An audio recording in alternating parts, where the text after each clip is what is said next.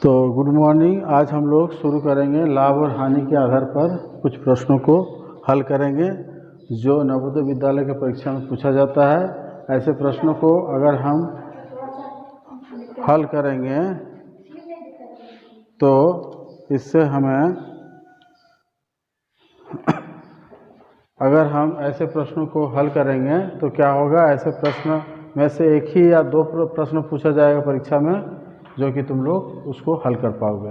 कल का हम एक वीडियो बनाए थे, उसमें सारा सूत्र हम लिखवा दिए थे, माने सूत्र को कैसे बनाया जाता है उसके आधार पर हम एक तरीका बताए थे कि इस तरीका को अपनाने से हम लोग क्या होता है, सारा सूत्र को हम लोग जान जाते हैं, है ना।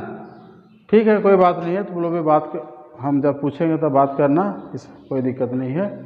तो सारा सूत्र को हम लोग कैसे निकालते हैं कल हम लोग सीखे थे। उस वीडियो को अगर जो देखा होगा उसको समझ में आएगा, जो नहीं देखा है उसको और एक बार देख लेना। तो आज हम लोग सीधा उसी फार्मूले के आधार पर ऐसे प्रश्नों को हल करेंगे। तो देखो पहला प्रश्न क्या पूछ रहा है, एक आदमी ने एक वस्तु को 200 रुपये में खरीदी, मतलब क्या हुआ, 200 रुपये क्या हुआ, खरीदी, तो क्रय मूल्य हो गया 200 रुपया। खरीदना मतलब जिस दाम में हम लोग खरीदते हैं उसको उसका क्रय मूल्य कहते हैं, ठीक है। अब उसको 250 रुपये में बेच दिया तो 250 रुपये क्या हुआ, विक्रय मूल्य हुआ। यहाँ लिखेंगे हम लोग विक्रय मूल्य बराबर 250 रुपया। तो यहाँ क्रय मूल्य ज़्यादा है कि विक्रय मूल्य ज़्यादा है, विक्रय मूल्य ज़्यादा होने से लाभ होता है या हानि होता है, लाभ। तो हम लोग यहाँ लाभ निकालेंगे। तो सूत्र हम लोग जानते हैं लाभ का कि लाभ बराबर क्या होता है, सूत्र विक्रय मूल्य माइनस क्रय मूल्य, विक्रय मूल्य माइनस क्रय मूल्य। तो ये सूत्र लिख के हम लोग इसको घटाएंगे। विक्रय मूल्य का मान को रखेंगे 250 रुपये है तो यहाँ 250 रुपये लिखेंगे, फिर घटाव देके क्रय मूल्य का मान को हम लोग लिख देंगे 200 रुपया। तो कितना आएगा, 50 रुपया, 50 रुपया। देखो प्रश्न में क्या पूछ रहा है, प्रतिशत लाभ, प्रश्न में प्रतिशत लाभ पूछ रहा है। तो प्रतिशत लाभ के लिए भी हम लोग एक सूत्र सीखे थे, देखो यहाँ मिटा के लिखते हैं उस सूत्र को। प्रतिशत लाभ का क्या सूत्र होता है, अच्छा, प्रतिशत लाभ बराबर क्या होता है, हाँ, लाभ गुना 100 बटा क्रय मूल्य। तो अब हम लोग मान रख देंगे, लाभ हम लोग निकाल लिए 50 रुपया, तो यहाँ 50 लिखेंगे, गुना 100 लिखेंगे, बटा क्रय मूल्य कितना है 200 रुपया, तो यहाँ 200 लिखेंगे। अब हम लोग इसको हल करेंगे, यहाँ 2 शून्य जो है कट जाएगा और 50 को 2 से भाग दे के लिखेंगे। तो देखो 2 दूनी 4 होता है, 5 है तो 2 दूनी 4, 5 से 4 घटाएंगे 1 और शून्य 10, 2 5 10, तो ये आ गया 25%। तो देखो ABCD में कौन सा विकल्प सही है, 1 नंबर। या फिर ABCD हम लोग को दिया है तो ABCD 1 2 3 4 दिया है, 1 2 3 4, तो 1 नंबर विकल्प हमारा यहाँ सही है। तो परीक्षा में तो हम लोग ऐसा लिखेंगे, 1 नंबर का ऐसे OMR शीट में ऐसे गोल गोल करके दिया हुआ रहेगा, यहाँ 1 2 3 4 रहेगा, तो 1 नंबर को हम लोग इस तरह से भर देंगे, है ना। नीला पेन या काला पेन जो भी होगा उससे इस तरह से भर देंगे। तो एक व्यक्ति ने 600 रुपये में एक साइकिल खरीदी, तो साइकिल का क्रय मूल्य कितना रुपया होगा,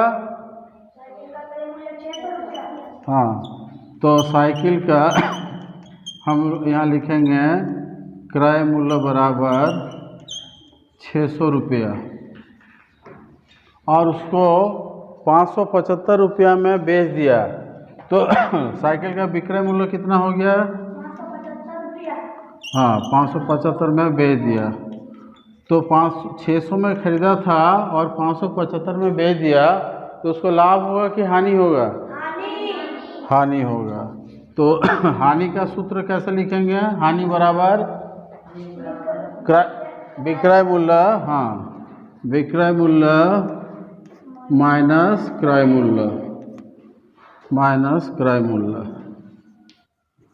ठीक है, विक्रय मूल्य का मान अब रखते हैं। विक्रय मूल्य, अच्छा नहीं तुम लोग तो गलत बोल दिया। बड़ा से ना छोटा माइनस करेंगे तो बड़ा कौन है, 600 है, छोटा 575 है। तो ये तो लाभ का सूत्र तुम लोग बता दिया। लाभ में विक्रय मूल्य माइनस क्रय मूल्य होता है और हानि में क्रय मूल्य माइनस विक्रय मूल्य होता है। ध्यान दो, क्रय मूल्य माइनस विक्रय मूल्य। लिखना जरूरी नहीं है, समझना जरूरी है। लिखना बंद करो और सुनो और समझो। लिखोगे तो कभी याद नहीं रहेगा और कभी सीख नहीं पाओगे, इसलिए खाली सुनो और समझो। पहले वीडियो के माध्यम से तुम लोग लिख सकते हो, दूसरा के कॉपी से भी लिख सकते हो। तो क्रय मूल्य बराबर हम लोग उसका मान को रखेंगे 600 और फिर माइनस ला के विक्रय मूल्य के मान को रखेंगे 575। दोनों को घटा के लिखेंगे तो ये आएगा 25 रुपया। ये हो गया 25 रुपया। तो अब हम लोग को हानि, कल भी जैसे वीडियो बनाए थे उसमें काटना पड़ा इसी के चलते, और आज भी काटना पड़ेगा इसी के चलते। अरे अभी सुनो, खाली पहले सुन लो उसके बाद लिखना। तो हानि हम लोग निकाल लिए, अब प्रतिशत हानि निकालना होगा। तो यही लिखते हैं प्रतिशत हानि का जो सूत्र है, जैसे प्रतिशत लाभ का हम लोग सूत्र लिखे थे वैसे प्रतिशत हानि का भी सूत्र लिखेंगे। तो क्या लिखेंगे, प्रतिशत हानि बराबर क्या होगा, हाँ, हानि गुना 100 बटा क्रय मूल्य। क्या कि लाभ और हानि हमेशा क्रय मूल्य पर ही निर्भर करता है। तो हानि का मान 25 लिखेंगे, गुना 100 लिखेंगे, बटा क्रय मूल्य का मान 600 रुपया है तो 600 लिखेंगे। यहाँ 0 0 2 ठो 0 कट जाएगा। 25 बटा 6 को हम लोग भाग दे के लिखेंगे तो क्या होगा, 6 चौके 24 होता है। 25 से घटाएंगे, 24 घटाएंगे तो कितना होगा, 1 होगा। तो 4 1 बटा 6 इतना प्रतिशत। तो देखो 4 1 बटा 6 ये वाला विकल्प सही होगा। तो इस तरह से हम लोग हल कर लेंगे। तो 3 नंबर में पूछ रहा है कि राम ने एक पुरानी मोटरसाइकिल 15,000 रुपये में खरीदी। पुराना मोटरसाइकिल 15,000 में खरीदी और मरम्मत करने में उसको 2,500 रुपया खर्च हो गया, है ना। तो मरम्मत करने में उसको 2,500 रुपया खर्च हुआ। तो अब हमें निकालना है कि उसको कितना में बेचा, उसे 16,000 रुपये में बेच दिया। तो उसको लाभ या हानि प्रतिशत निकालना है। उसको लाभ हुआ कि हानि हुआ उसका प्रतिशत में निकालना है। तो देखो पुरानी मोटरसाइकिल इतना में खरीदी 15,000 में और उसमें मरम्मत करने के लिए 2500 रुपया खर्च हुआ। तो इसका क्रय मूल्य कितना होगा, 15,000। यहाँ तो देख रहे हैं 15,000 क्रय मूल्य है, लेकिन साथ ही साथ ये जो 2500 रुपया खर्च किया वो भी जोड़ देंगे, जो भी खर्च हुआ, काहे कि वो भी क्रय मूल्य के साथ जुड़ जाएगा, क्योंकि उसको भी मतलब बनाने के लिए खर्चा आया। तो ये दोनों जोड़ के बोलेंगे कि ये क्रय मूल्य हुआ। तो अभी हम लोग क्या निकाले, साइकिल। यहाँ पर साइकिल पहले वाला था, यहाँ हो गया मोटरसाइकिल, है ना। तो आ रहा है ना। तो मोटरसाइकिल का क्रय मूल्य हम लोग को निकालना होगा। तो मोटरसाइकिल का क्रय मूल्य कितना हुआ, जितना में खरीदा और जो मैंने मरम्मती के लिए खर्च किया, दोनों को जोड़ के ही क्रय मूल्य होगा। तो 15,000 और 2,000 जोड़ने से 17,000 और 500 मिला देंगे तो 17,500। उसको कितना में बेच दिया, 16,000 रुपये में उसको बेच दिया। तो विक्रय मूल्य कितना हो जाएगा, 16,000 रुपया। देखो खरीदा था 17,000 में और बेच दिया 16,000 में, तो क्या हुआ, लाभ या हानि, हानि। तो हानि हम लोग लिखे हुए थे इसलिए मिटाने की जरूरत नहीं है, इसी में हम लोग बना सकते हैं क्रय मूल्य माइनस विक्रय मूल्य करेंगे जब हानि होता है तो क्रय मूल्य बड़ा होता है, क्योंकि उसको ज़्यादा दाम में खरीदते हैं और कम दाम में बेचते हैं, तभी हानि होता है। तो अब हम लोग दोनों को घटा के लिखेंगे 17,500 घटाओ 16,000। तो 16,000 से 17,000 से 16,000 घटाएंगे तो क्या होगा, 1,000 होगा, और 17,500 है तो घटाने से 1,500 हो जाएगा। तो यहाँ लिखेंगे 1,500 रुपया, ये हम लोग को हानि हुआ। अब हानि का प्रतिशत निकालने के लिए पूछ रहा है ना, तो हानि का प्रतिशत, हानि का सूत्र हम लोग जानते हैं, हानि बटा क्रय मूल्य गुना 100, है ना, हानि बटा क्रय मूल्य गुना 100। लाभ प्रतिशत जब बोलता है तो क्या लिखते हैं, लाभ बटा क्रय मूल्य गुना 100। तो बस हानि रहेगा तो यहाँ हानि लगेगा, लाभ रहेगा तो यहाँ लाभ रहेगा, दोनों का सूत्र एक ही होता है। तो इस तरह से हम लोग लिख सकते हैं, हानि का मान 1500 गुना 100 बटा क्रय मूल्य का मान हम लोग लिखेंगे 17,500, है ना, क्रय मूल्य कितना है 17,500। अब इसको हल करने के लिए हम लोग को काटना पड़ेगा, यहाँ 2 जीरो, यहाँ 2 जीरो कट जाएगा। अब देखो 175 में इकाई का अंक 5 है और 1500 में भी इकाई का अंक 0 है, तो हम लोग इसको 5 से काट सकते हैं। तो 5 से 15, 17 से 15 घटाएंगे तो 2 होगा, 2 5 5 25 हो जाएगा। फिर इसको 5 से 15 और 0 0 300 हो गया। फिर 5 से काटेंगे, इकाई का अंक यहाँ भी 5 है, यहाँ 0 है, तो 5 से कटेगा, 5 7 35, 5 6 30। अब 60 बटा 7 हो गया, तो 60 को 7 से भाग देंगे तो 7 9 63 होता है, और पार हो गया, 60 पार हो जा रहा है, 7 9 63 हो जा रहा है, तो 7 8 56 करेंगे, 60 से 56 घटाएंगे तो 4 हो गया, 8 4 बटा 7। तो देखो 8 4 बटा 7 चौथा विकल्प में है, इसलिए यही सही उत्तर होगा। ठीक है, हाँ, अब इसको हम लोग समझ गए। तो इसमें दिया क्या है कि कोई वस्तु 250 रुपये में खरीदी गई और इसे 5% हानि पर बेच दिया, तो उसका विक्रय मूल्य क्या होगा।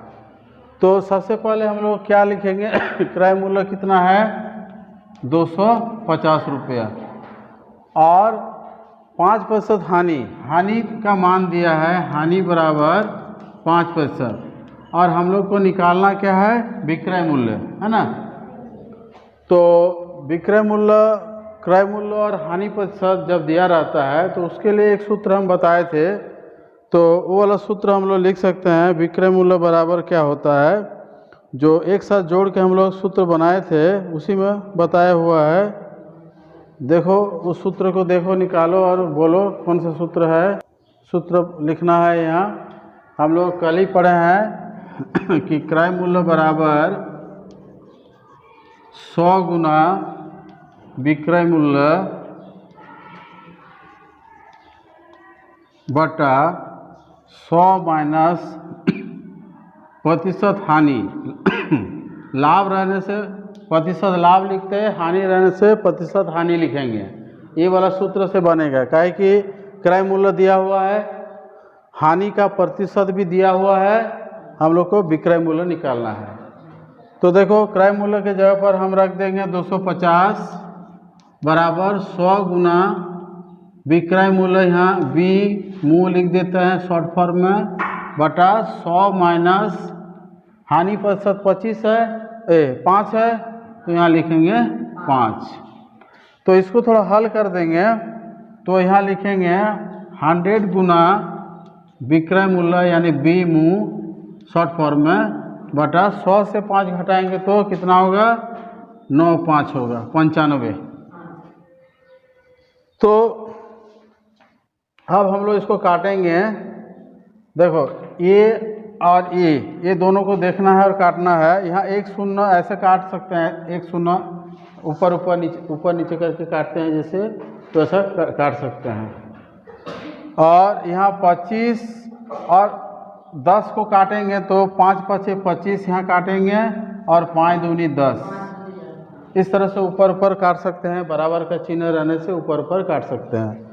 और कुछ नहीं कट रहा है तो हम लोग क्या करेंगे, अब विक्रय मूल्य निकालने के लिए क्या करेंगे, विक्रय मूल्य बराबर ऐसे वज्र गुणन करते हैं। वज्र गुणन मतलब इसके साथ इसको गुना करते हैं और इसके साथ इसको गुना करते हैं, ऐसे मतलब 5 गुना 95 करेंगे बराबर 2 गुना विक्रय मूल्य होगा, या फिर विक्रय मूल्य बराबर लिखेंगे 5 गुना 95 बटा 2 कर देंगे, है ना। हाँ, तो विक्रय मूल्य का मान यहाँ लिख देते हैं। विक्रय मूल्य बराबर हो जाएगा 5 गुना 95 बटा 2। 95 को 5 से गुना करेंगे, 5 5 25, 5 में 45, 2 47 बटा 2। इसको भाग देंगे, 2 दूने 4, 2 3 6, 15 हो गया, 2 7 14, 237.5 इसको भाग देंगे तो ये आएगा, पहला नंबर जो विकल्प है यही आएगा, है ना। तो हल करने का तरीका कैसे हो रहा है उसको देखते रहने से ही समझ में आएगा। तो इस तरह से हम लोग इसको भी निकाल लिए। तो हम लोग इसमें क्रय मूल्य दिया हुआ है, लाभ प्रतिशत भी दिया हुआ है, तो हम लोग विक्रय मूल्य कैसे निकालेंगे। तो ये सूत्र हम लोग लिख दिए, क्रय मूल्य बराबर होता है 100 गुना विक्रय मूल्य बटा 100 प्लस प्रतिशत लाभ। अब सारा मान को हम लोग रख देंगे। क्रय मूल्य का मान रख दिए 300 रुपया, 100 गुना विक्रय मूल्य लिख देंगे और यहाँ 100 प्लस प्रतिशत लाभ दिया हुआ प्रश्न में 15%, तो 100 प्लस 15 करेंगे। तो इस तरह से यहाँ 115 हो गया। 100 का 2 जीरो, 300 का 2 जीरो हम लोग काट सकते हैं, ऊपर ऊपर काटते हैं, ऊपर नीचे भी काटते हैं लेकिन ऊपर ऊपर जब बराबर का चिन्ह दिया रहता है तब हम लोग ऊपर ऊपर काटते हैं, और ऊपर नीचे जब एक तरफ होता है तब ऊपर नीचे काटते हैं। तो अब हम लोग क्या करेंगे, विक्रय मूल्य बराबर क्रॉस मल्टीप्लाई, ये चिन्ह देख रहे हैं, ये लाइन खींचे हैं, ये लाइन खींचे हैं, इसको बोलते हैं हम लोग क्रॉस, यानी गुना। गुना के रूप में हम लोग इसको मल्टीप्लाई करेंगे, इसलिए इसको क्रॉस मल्टीप्लाई कहते हैं। तो 3 के साथ 115 गुना कर देंगे तो विक्रय मूल्य गुना 1 होगा। विक्रय मूल्य का मान निकलेगा 3 गुना 115, तो ये हो जाएगा 345। देखिए यहाँ विकल्प संख्या 3 जो है 345 यही सही होगा। तो आज हम लोग 5 प्रश्न बना लिए, आप इसे घर में प्रैक्टिस करें। ठीक है, आज यही समाप्त करते हैं। धन्यवाद।